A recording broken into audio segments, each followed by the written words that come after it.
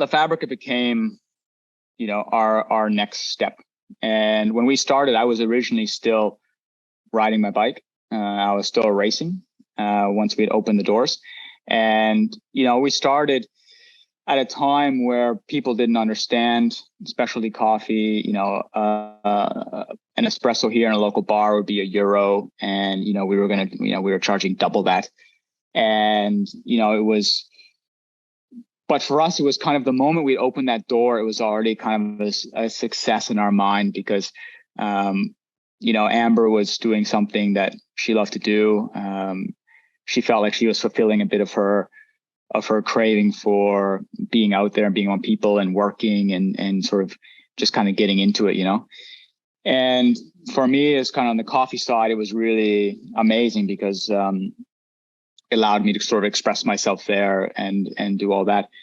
But it was an absolute grind at the beginning. It's when you were visiting, you probably noticed that in most places now English is spoken pretty frequently. It's quite an easy place to be now as an Anglophone.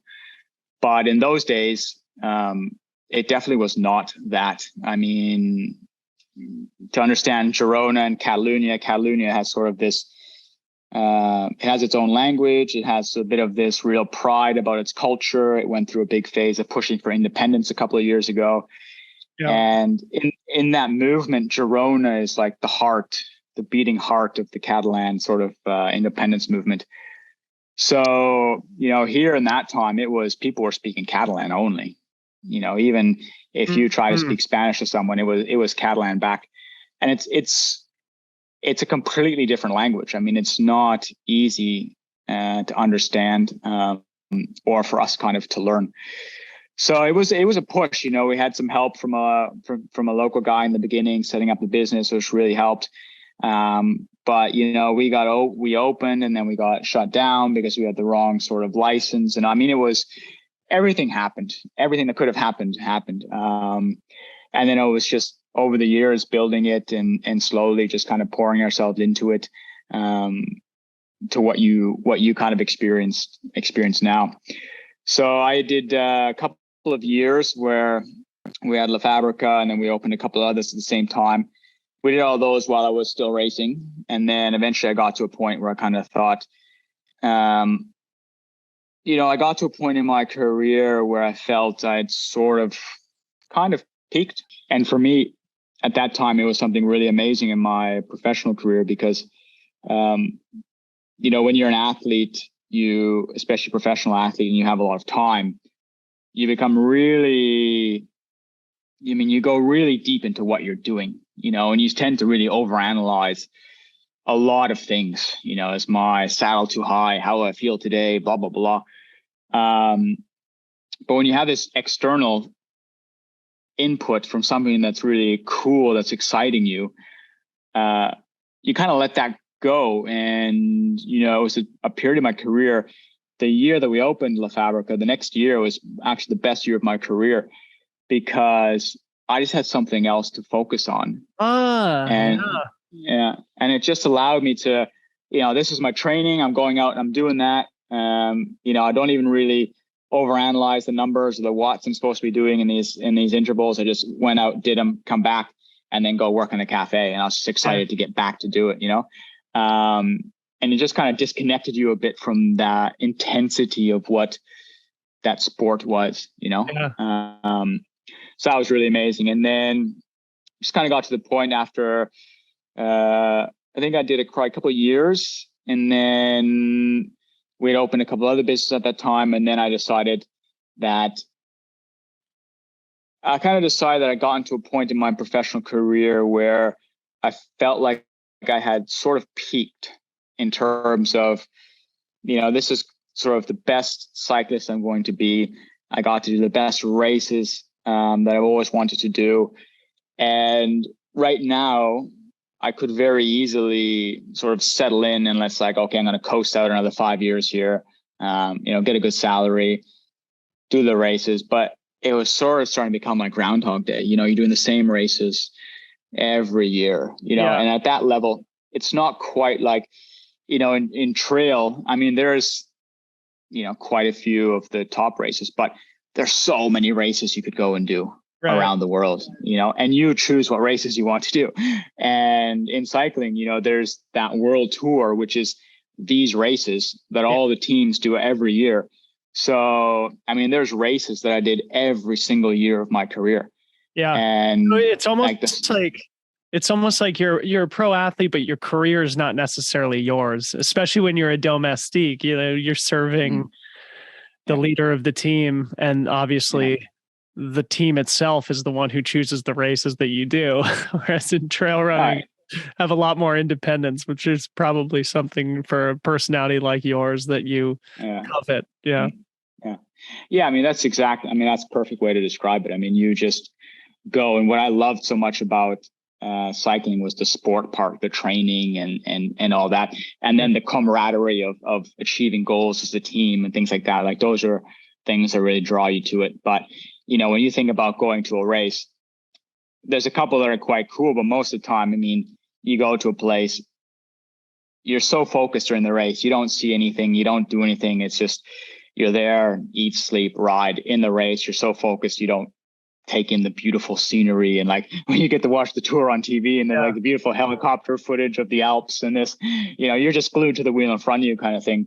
But yeah, so then I decided, okay, look, I'm prefer to kind of move on from the cycling, and then, get sort of stuck into these businesses and continue to ride. I mean, that's a great thing. I can still enjoy my sport. So I did still have the business is sort of built around cycling. I mean, it's obviously like a cycling cafe that's become an institution with road cyclists who either live in Girona or are there on training camp or vacation. So one of the other things that I think we have in common is that we both work very closely with our wives, and you got to meet Harmony, and we talked as a trifecta while we were sitting outside La Fabrica.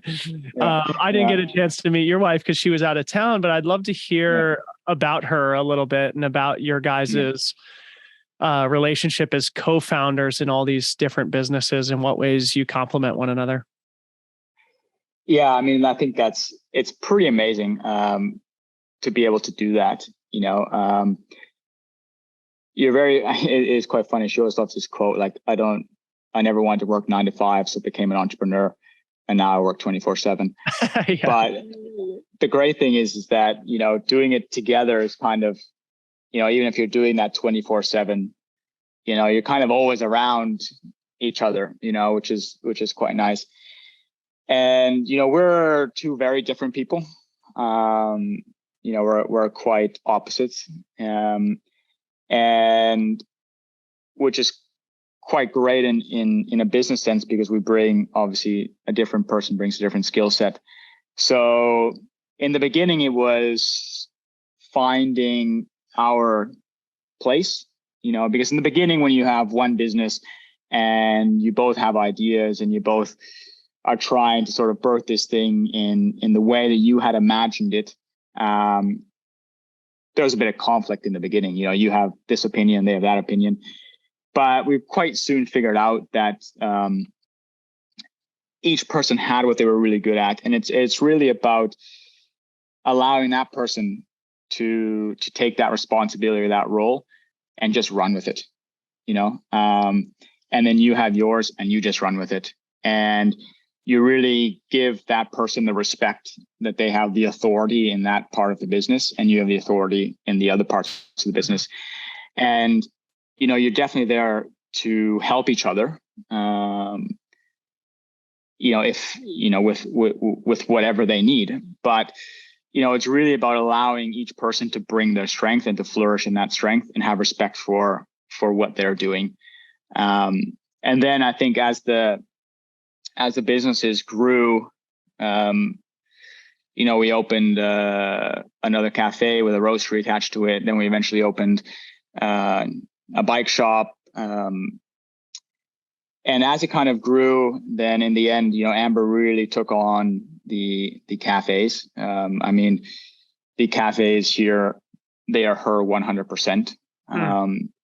I roast coffee, and the rest she does. And it's amazing. She's an incredibly hardworking person. And the amount of time that she commits to the customers and the staff and everything that goes into hospitality. I mean, hospitality can be a brutal business. It's very, very demanding. It's high turnover on staff, especially in cafes. It's many, many things that I am so happy I have her, because I would not be able to do that at all. It's kind of funny because sometimes I feel kind of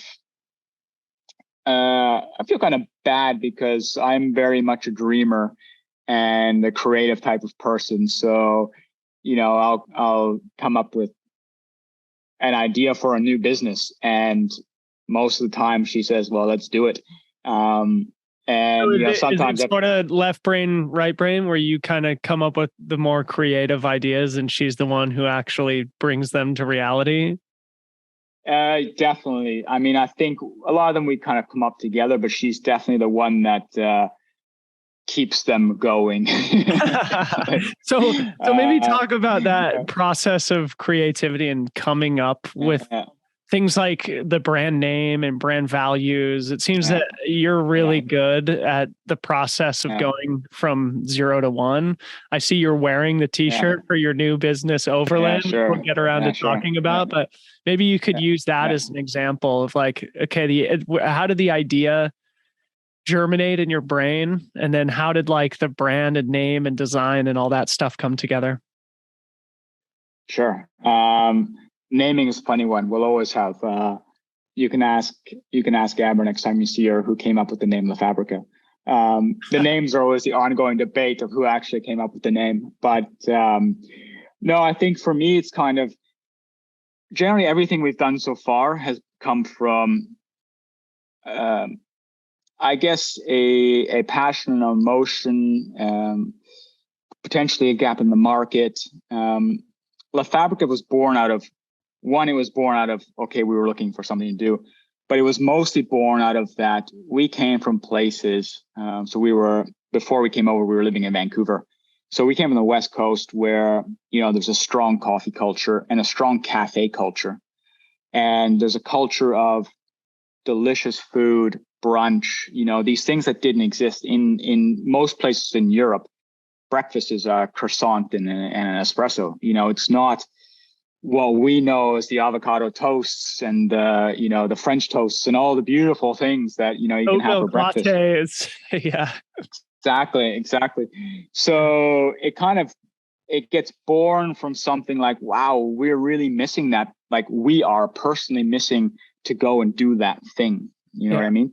So La Fabrica was kind of born of that. Wow, it'd just be nice to have somewhere and go and have a nice coffee, like go and sit out somewhere on a terrace in a nice cafe, but have a good coffee, And then, and Overland, which is the new run shop, that one sort of came from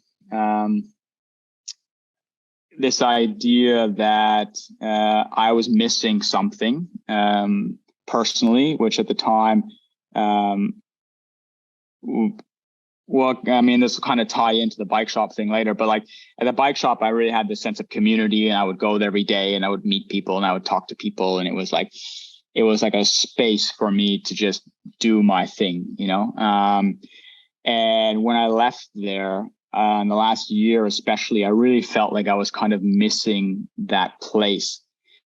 It was great that I had all this time to go running, because all I really did was roast coffee. And then the rest of the week I had more or less free. So I had a lot of time for training and doing cool things. But at the end, it comes back down to, I think as people, we crave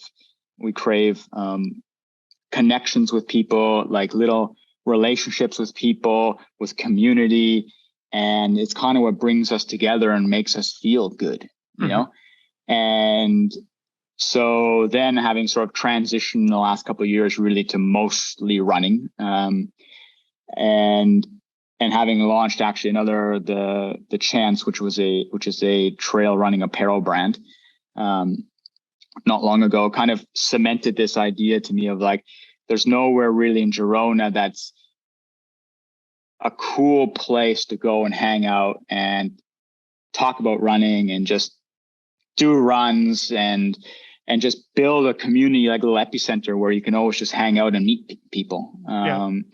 Which is something that sounds so basic, because it's so much more common in North America, but it's so much less common, it feels like, here in Spain, particularly. So it's about, essentially, developing that emotion again. And then to me, my favorite part is doing the design and the layout and just being able to sort of dive deep into the creative side of the actual fit out and all that sort of stuff. So, and the branding and the brand feel and all these sorts of things. So things that are really kind of motivating to me and really kind of get my motor going. Yeah. Awesome. So I want to talk more about the cycling shop as opposed to the running shop. And I know that was a transformative kind of and challenging moment in your career. But before we get to it, I wonder if maybe you'd like to share, obviously, like, hip cycling cafes have become a phenomenon now. And it seems like La Fabrica was an early pioneer in this genre of business. But one of the things that I think is, a common theme in all the businesses that you've started is that they sort of lie at the intersection of sport and lifestyle, sport and culture. Can you talk about why that intersection is such a rich, fertile ground from which to build something cool in the world? Well, I think the important part about that and what you notice is at the end of the day, I think to build a business that there's a lot of great businesses in the world, but there's businesses that you walk into and you feel something else. Like there's a little bit something different and a little bit something more there. And that generally to me comes, one, when the owners are there and the owners are involved. And when you meet those people, and what has to come through is the authenticity. To me, that's the number one important factor. If you want to start any business and you want to be successful, it has to be authentic. And because the amount of time that you're going to put in, it only makes sense that it's something that comes naturally from you. So like for us, La Fabrica, to me, cycling was natural. It's what I did. It's what I spent my life doing. Coffee was what I absolutely loved.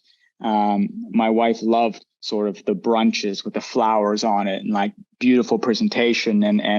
And she loves her big thing is customer interaction and training staff to be friendly and engaging and professional. And so I think what you see when you see it as sort of this intersection of sport and cafe and lifestyle, I think what you're seeing in the cases here those are just what we are.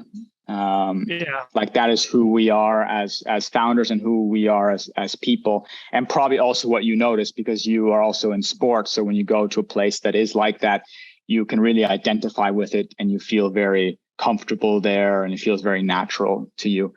But, I think authenticity is the key word for people who are trying to build something. It's just so much easier to build it when you are passionate about it and it's your thing. Beautiful. Beautifully said. So going back to the story of the cycling shop, it hasn't all been easy for you in your professional career. When we were going for a run in Girona, you were telling me about a business that you had where the relationship didn't work out. It was a business that you cared deeply about, and the experience forced you to confront a new part of yourself or helped you to realign yourself with your values and with your intentions. Can you talk about that experience and what you learned from it? Sure. I think throughout a career in either sports or a career in business or a career in, it's probably very naive to think that everything is going to work out as you plan it to work out, right? We've all DNF'd from races, and we've all, gotten sick or had injuries or had things that we didn't expect or didn't want to happen.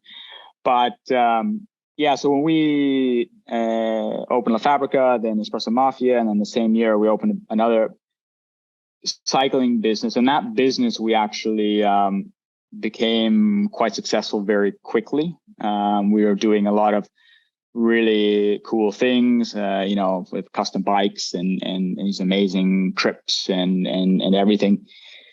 And we got approached to expand the business, and we decided to try it. I mean, we'd never tried.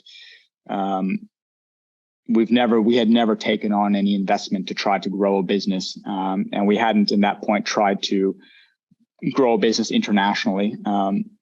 So we decided we would do it, and we jumped in, and then we opened another 3 locations across sort of Scandinavia and the rest of Europe, and it became a beast. It became something quite big, and it became a board, and it became investors, and it became a lot of things that. I think it's a tricky one because, I definitely think back now, would I do the same thing again? I probably would, because I think, at the end, there are certain moments you wish you hadn't have gone through, but overall the experience was so, like you said, sort of enlightening, because then you start to see how it's going, and then it starts to maybe reaffirm your personal goals and your personal values, and how those stand versus a big company. And there's obviously big companies that do amazing jobs. But for me, in my case, I mean, like, it didn't quite work out how I expected that it would work out. And then I ended up leaving that business, sort of for personal reasons. But it was a very difficult period for me, because that business was, my wife, she, like, La Fabrica is her baby. It's her number one, and it's something she pours herself into every single day. And the cycling shop was that for me. It was my sort of creative outlet. It was, like I mentioned before, that place where I found community, where I had a team, and it was something that just allowed me to express myself in every way that I enjoyed. And leaving that was kind of a very difficult period for me, because it meant so much to you, and then it's kind of gone, and then I had that transition that was kind of to, like, it's quite funny, because initially you kind of go to this, well, okay, actually, like, now I'm not really working, so I'm kind of like semi-retired. This is cool. But then you start to realize that, it's harder. Then it's like, well, okay, well, what am I doing? I love my sport, but I only need to do so much sport a day. And you start to think, like, okay, well, what can I do? And at that period, that actually led me to reestablishing kind of what I felt were sort of the pillars of a business, which to me was sort of providing jobs for people, providing a product that enriched someone's life. And then the last few years, I've become particularly conscious of the environment and our impact on the environment, my personal impact on the environment. And so that sustainability issue became, very important to me. So I decided that the third pillar should be either a social initiative or an environmental initiative.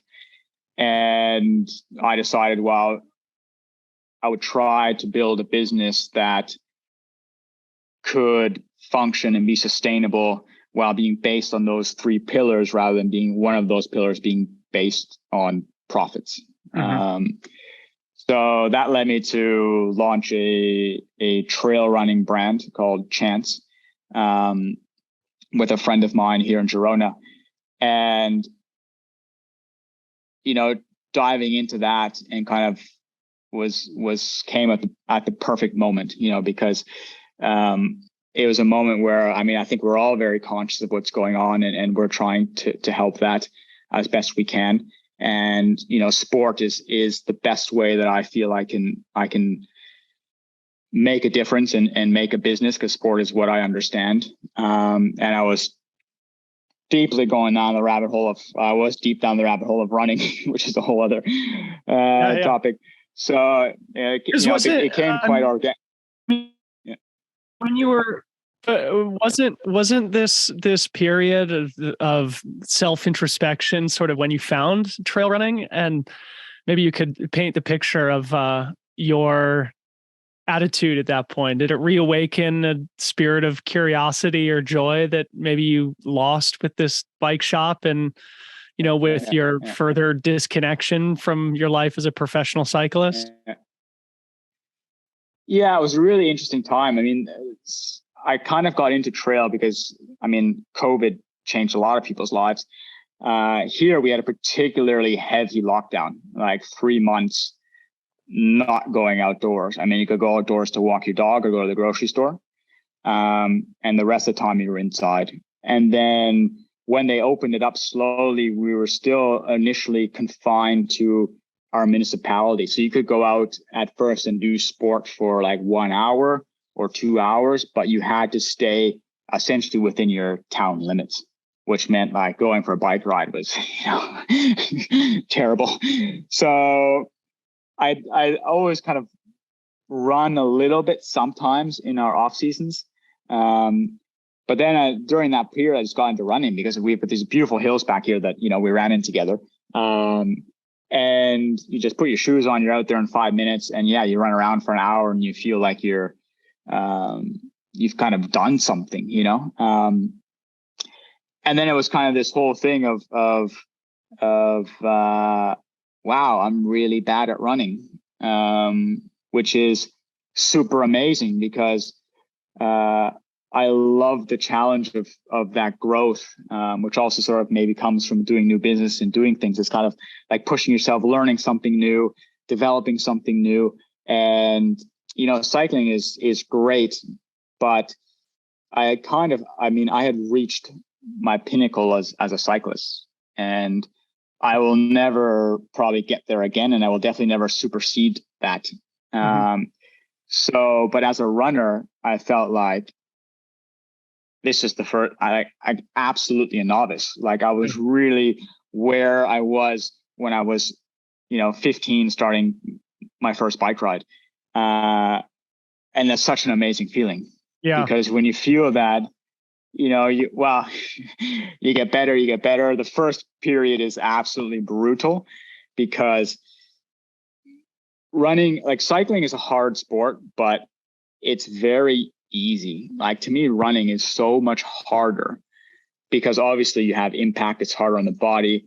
You need to take care of yourself more in terms of, stretching, foam rolling. Like you really, as a cyclist, I never stretched. I never foam rolled. I never did core work.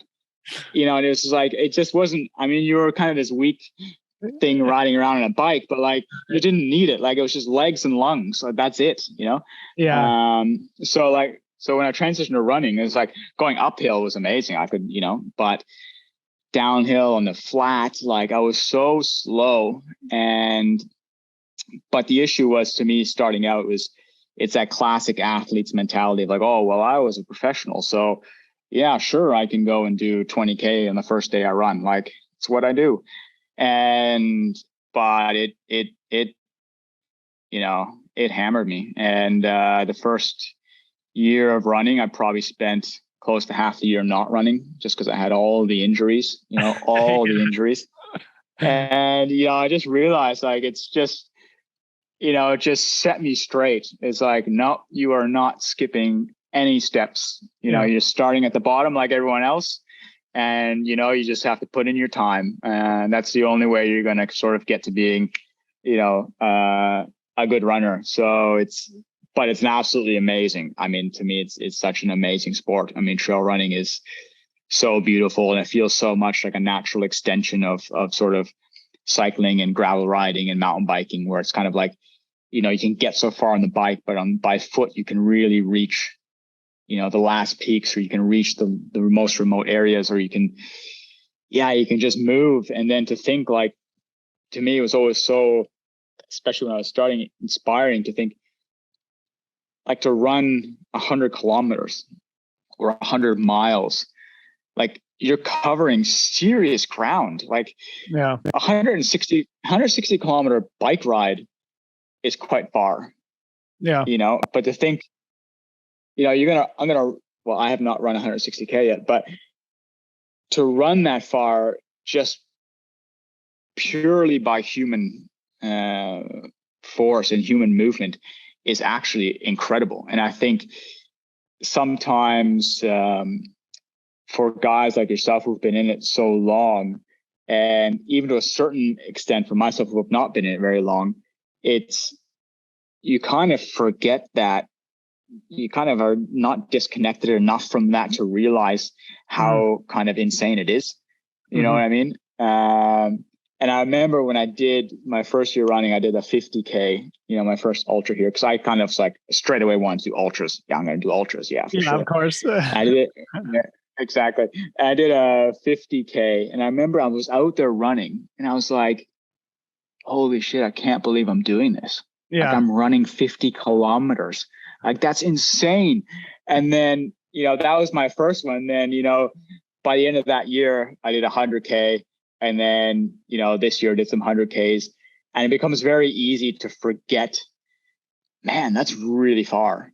And to kind of forget that kind of emotion of like, man, I'm out here doing something that's like pretty wild, you know, like it's pretty heavy. And I think that's super cool. And, you know, the challenge is to go along with it, and having, you know, getting out there and taking on something that, you know, you actually really don't know if you're going to be able to finish, or like, it's that big of a challenge. It seems like there's just, you know, like, it's a blank canvas, you know, when you're a former professional cyclist coming into a new sport that obviously utilizes a lot of the same aerobic skills, but everything else is new and different, and it becomes a fresh place from which you can be creative, given your propensity to do so. Let's talk about the significance of place a little bit, because I was in Girona for the first time just a couple weeks ago, and you were a fantastic ambassador for your adopted hometown while I was there. Maybe paint the picture of what makes it special for those who've never been, but also what I'd love to hear you talk about in this theme of significance of place is the feeling of, you know, employing people in the community and contributing to the local economy with your various businesses in a world of digital ventures. Can you talk about the value of having physical businesses and being part of the fabric of your community? Yeah, sure. So kind of starting with Girona. I mean, Girona is a quite small town. It has a population around 200,000. It's very old. It's kind of from the Roman days. We've got a very big cathedral, which is quite cool. They filmed Game of Thrones here, and a couple of other films. It's a very small, compact, like you would imagine, little alleys and stairs and cobblestones and all that sort of stuff. And so my apartment that I live in would be older than the country that I grew up in. So it's kind of, yeah, I mean, this apartment's got to be, I mean, it'd be 500-600 years old for sure. This building. So it has a sort of quaintness to it. In the last years, it has a really strong food scene. I mean, we have in town El Salar Can Roca, which was, I think, at least 3 years, it was the #1 restaurant in the world. And so we've got amazing wine growing regions. It's kind of this perfect we're about 40 minutes by train from Barcelona. what else can I say? The riding is amazing. You can ride to the Costa Brava, so you can be at the Mediterranean in an hour and a bit by bike, or you can be riding in the High Pyrenees. So it's that perfect little mix of everything. And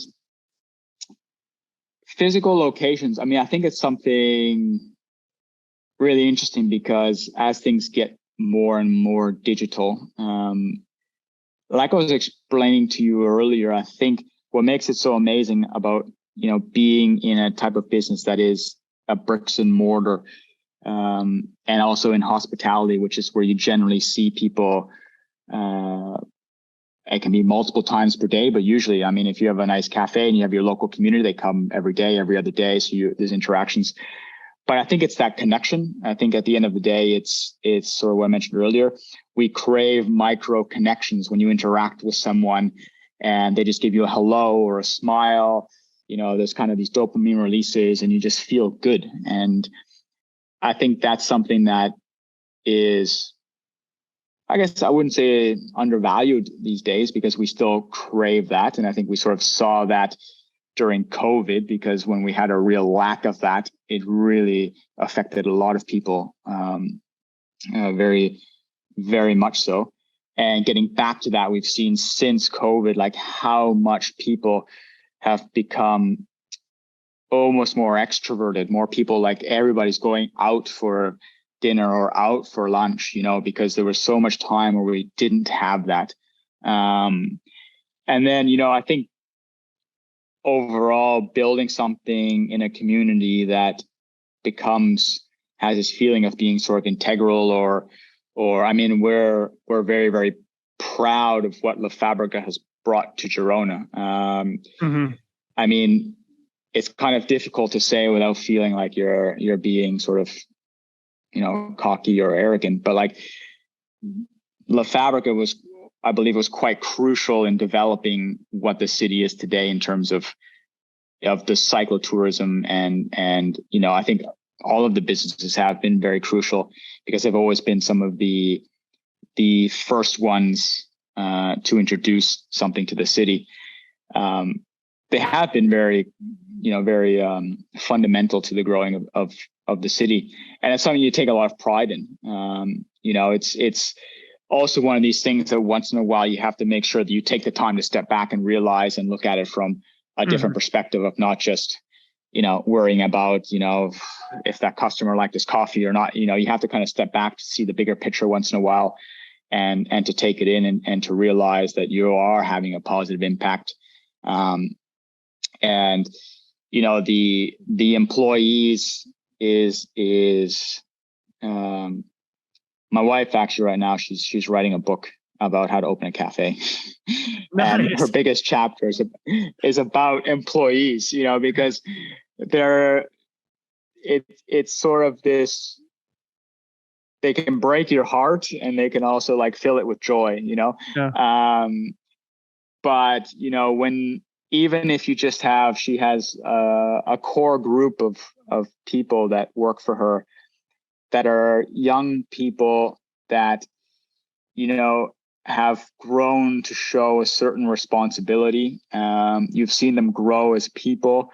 Our manager in La Fabrica, I mean, she's only 25, and she is the manager only because she showed that it was something she was capable of and she wanted to do and wanted to take on. And you see these young people in a very developmental period of their lives where you provide them an opportunity to flourish and to grow, and to see them take it and run with it is super special, because there are the majority that probably doesn't happen, but there's that core group where you're like, wow, you've really made an impact in that particular person's life and their development in their life. And that is really, really cool feeling, Yeah. Very, very cool. So let's finish by talking about Overland. The shop opened up on Saturday. So big congratulations to you. I got to see the skeleton of the shop while I was there a couple of weeks ago. And I can't wait to see the finished product next time I come and visit you there. Yeah. So, as you've become more ingrained in the trail community, was it quickly apparent that there was an opportunity to create something in this market? And with all you had going on at the time already, what gave you the inspiration to get Overland off the ground? And also kind of what's the long-term vision for it? Yeah, Overland is interesting. Trail running is interesting, is particularly interesting to me. And we talked about this on our run quite a bit. And where it is right now and the opportunities that lie in specifically more trail running probably than trail running in general. And it's this amazing little moment that you can I feel I can only kind of maybe notice it because I saw it happen in cycling like 10 years ago. But we're at this perfect little intersection where things are starting to get interesting, where we're having cool brands are starting, Speedland obviously is a great example, all right, in your hometown. And people are looking for more interesting things. They're looking, these brands are popping up. If it's like someone like Satisfy, I feel has had a very big impact on a segment of the market. And at the same time, these sort of boutique shops where people want to go and they want to hang out and they want to see cool stuff and they want to, be a part of a community. And, it's different. It's kind of a different beast. And I think there's a point for many of the brands that we see today. And the same sort of with the shops, when there was a handful of sort of these boutique type shops, be it above category, or, I would probably categorize ourselves as one of those early adopters of that. And now they're kind of, like you say, they're kind of a dime a dozen, really. It's just kind of this cool mix of things happening. We're starting to get these sort of smaller independent running shops opening that are, trying to do things a bit different, more focused around community, representing these smaller brands. So it's just this cool moment and this cool influx of content coming in from different places. So I don't know, I just feel like we're at this tipping point or this push off point of what's going to be probably a really interesting next 5-10 years in the running world. And for me, probably a little bit more specifically, the trail world and the road world. But, Overland kind of is to me that idea of just a cool shop that you would want to go and hang out in that has a cool aesthetic that, anyone could appreciate if they walked in the door. Yeah. And then sort of representing those up and coming ultra cool brands, focused on community, a fridge with some beers, coffee machine going. Like, to me, this is kind of what I would love to do. That's the shop I want to hang out in. Yeah, sport meets lifestyle. Exactly. Sport meets culture. It's such a But then, go ahead. But then also, like, kind of what you're, essentially, I guess what you're trying to do with Freetrail at the same time is provide, this cool sort of different content that's more, immersive with talking to all kinds of people about all segments of sport. I mean, you cover the races and obviously you do some hosting at races, but then, telling cool stories about just people. I think at the end of the day, that is kind of where we're moving to as a culture. And the interesting thing about, and the cool thing about trail is that it can be that more, it can kind of be whatever you want it to be. You go to a UTMB and you can go to a race, or you can go to just, run around the mountain with your friends. It does feel like a particularly advantageous moment to start businesses in trail, doesn't it?